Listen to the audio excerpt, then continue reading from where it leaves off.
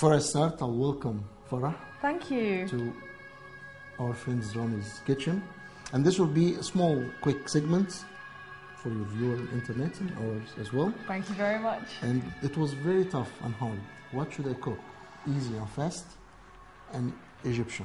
So I thought about koshari. And there's nothing more Egyptian than koshari, is there really? If you look at it, with what it has there, it has the most important thing with the lentil. I mean, Right. lentil has been, by the way, Egyptian food is the most documented food anywhere. It's written on the wall since the Historically, ancient is Egypt. it? Yes, yes. I mean, you have the first bread from the point that they picked up the grain, grind it, make flour, make dough, bake it. By the way, men used to cook. You won't find any women.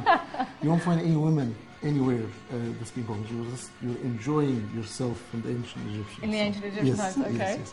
Anyway, so it has lentil. Another thing with the religious, all in the Bible, the Quran, it's been mentioned. The food being mentioned. I didn't know that. Lentils are mentioned by name. Grains in general. Grains. So, being an Egyptian dish, it has mostly rice, lentil, and let's go through what we're going to do. It has Okay, a lot of there's a small lot of stuff ingredients. in there. Exactly, I exactly. can't tell. But this is street food. You'll Street find it everywhere, and Okay. you'll find it at home. Personally, this is one of my favorites, and I always say it's not the food, it's the mood. And I found out that this, when I did my first cookbook, I was thinking, what really is the closest to my heart was a koshari? Just for a reason. Really? I find out that my mother used to cook it for me. If I have good grades, my birthdays, so any good occasion, I have koshari. So this is full of positive memories for you. So I hope it will be for you too. I hope so. I'm sure it will. Now, flavors, it will come from every step through the cooking. And there is a Okay. trick of the trades. Like, since I said it's street food, people cook it at home. But to get the flavor, what they usually do, they take the onion, which is the last thing to put on the koshari As a topping. in the top. Right. They start with it. The reason being is they want to have the flavor. So I'll have some oil here, and then we'll cook the onion in the oil. Okay. Some people would like to have it crispy. So what they do, they sprinkle a little bit of flour Oh, that makes it crispy then. to make it crispy. Okay. And some people would like to have it kind of just soft or so. So we have both. What we'll do here, just to go through the process very quick, this is the soft version of it. This one, I will use it for cooking. And meanwhile, if I want to have it crispy, like this with a little bit of flour, despite which one I want, I need the flavor to go to the oil that I'm going to use for cooking. Ah, so you flavour the oil with the onions Exactly. that you use later on. Yes. Okay. So we'll start right now. I'll take some of this oil that we cooked the onion in. I'll just put a little bit of the oil here. And if I need to give flavor, like I want to, my kids don't like onion on the top. So what I Right. do, I don't listen to them. Onion is good for them. I hide it in there. I just put it there first. Okay. All right? So they won't see it later. Right. Then after I cook that, I have this, they're just golden brown. I will add to it lentil. To save yourself a time, you can always soak it Right. or parboil it. So it's So this been is the cooked. dry stuff. Exactly. And usually when you buy some of the dry ingredients is in open air, so it might get some dust. Or, so you wash it, So you have to clean it soak it thoroughly. with a little bit of hot water. It saves Okay. you some time. And then this is what I will use with the onion. So I'll add it to the onion here. And just seasoning a little bit of salt, a little bit of pepper. And it's always better to season your stuff one at a time as you go, so you don't forget. If you get yourself into the habit, oh, did I season it, did I not? And then in the end you add to it. So it's better as you add each ingredient, you season it. Then I will have water added to this one. And what I'm trying to do here, I'll just turn this off. What I'm trying to do here, you see this water, it's getting dark Why is it getting dark? because of the onion Okay. and because of the lentil. Right. And that's the whole thing. This is the secret. That's what I want to have as a flavor.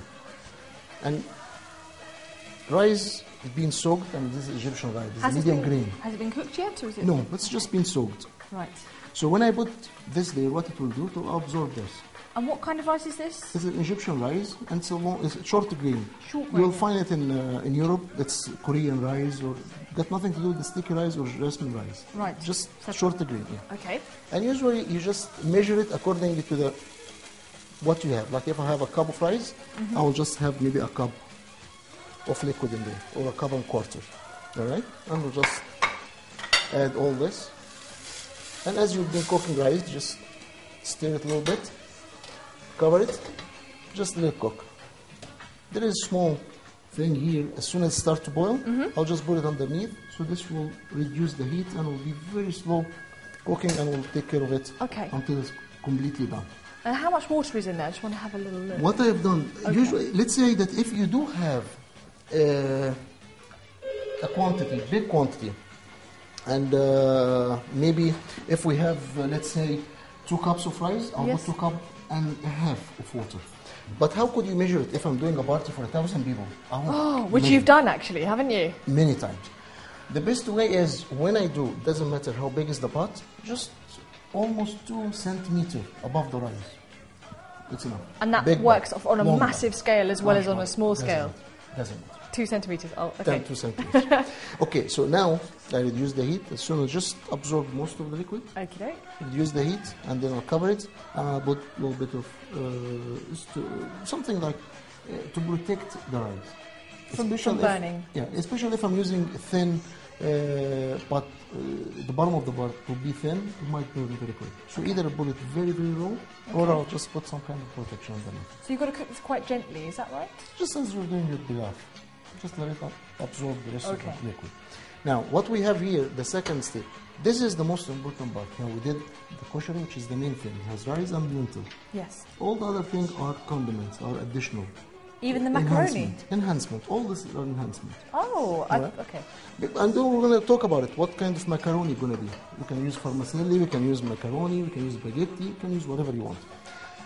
One of the most important enhancement is the sauce. Okay. Tomato sauce. This tomato sauce is done a little bit different. We'll go back to the first thing we said. We are flavoring this olive oil that we're going to use for almost everything we use. Okay. So I have a little bit of oil here.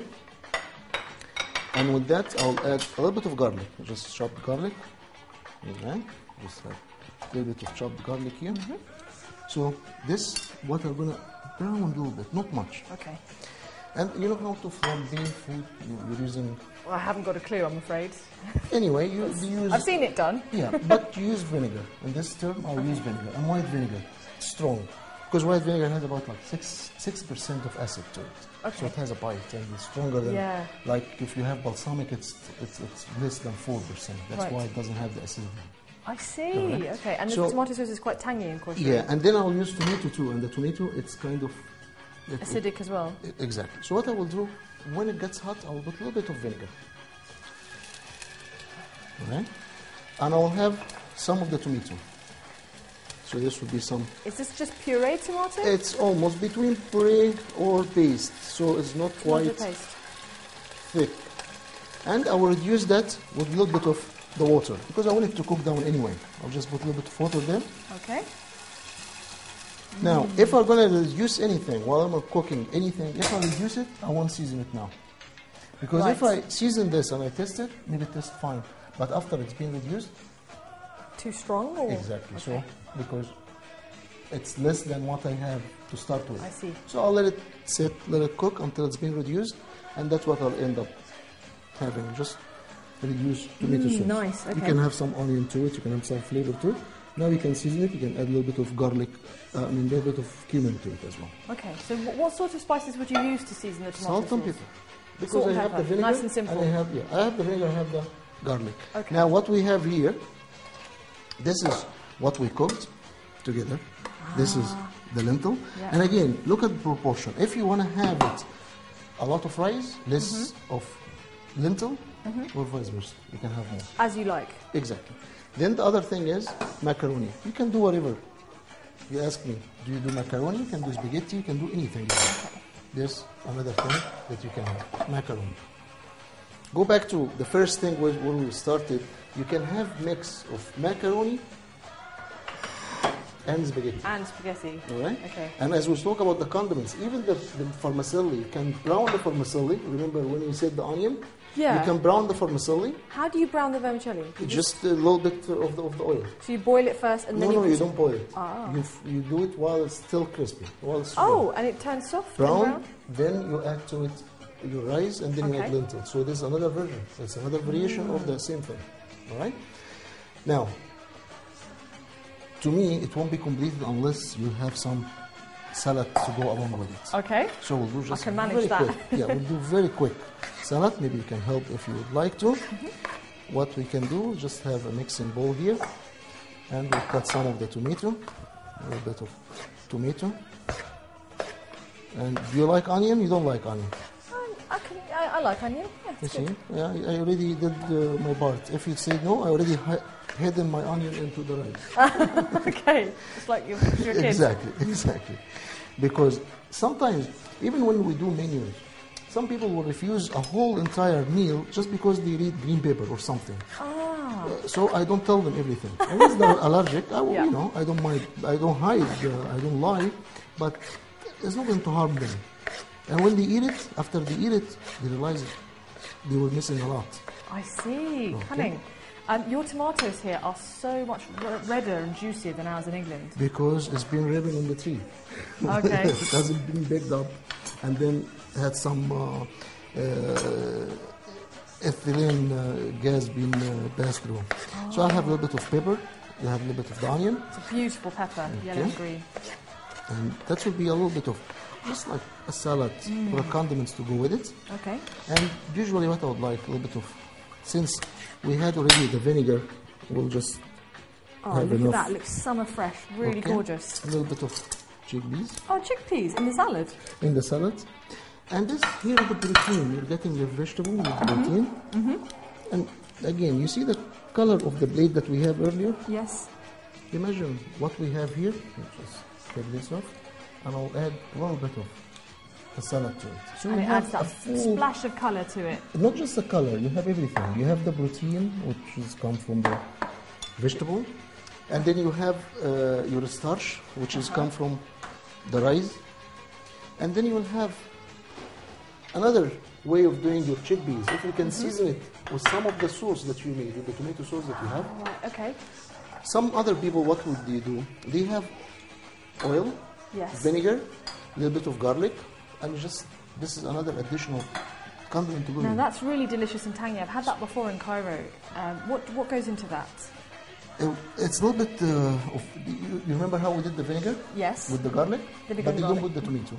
Okay. You go a little bit more of the water. They have water and lemon juice. I was going to say, it tastes like it's mainly lemon. It's so really fresh and tangy. So now you have a koshery bar with all the condiments, with all the things, and you can have it the way you want it. It's not my way, it's everybody's way. And it looks delicious. So I don't know where you want to start from. I did my part. Thank you very much. It's been a true pleasure. The pleasure is mine.